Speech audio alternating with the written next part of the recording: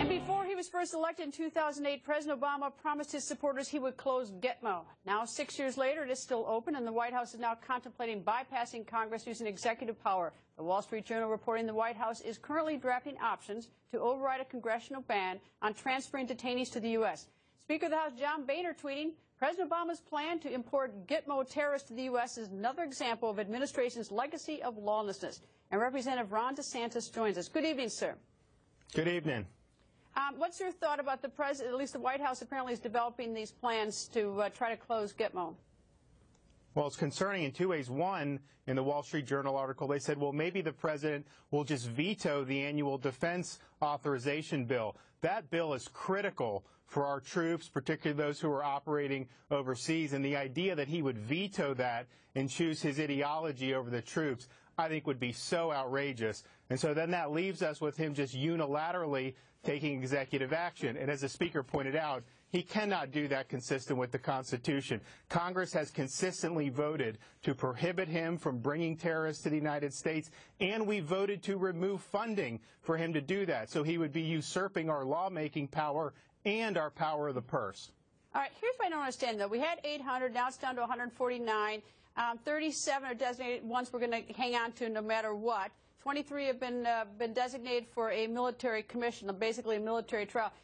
It costs $2.7 million a year per person to keep them in Gitmo. It's only $78,000 per person in Supermax. Nobody's ever escaped from Supermax. So what is the objection to moving to like Supermax in Colorado? Because nobody gets out of there, and it's certainly a lot cheaper.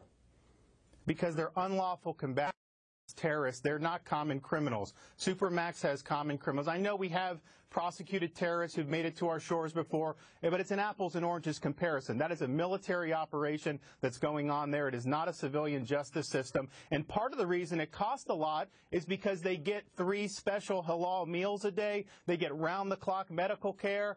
They get the Qurans when they want it. So they're treated far better than they would be treated almost anywhere else, and that's costly. I would like to see us trim back on that for sure.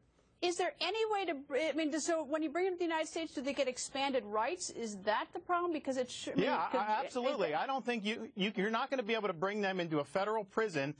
They're going to immediately go and file a writ of habeas corpus, and a judge is going to follow the domestic law, which says either bring charges or release the prisoner. And they are not entitled to the same constitutional rights as you or I are or other American citizens.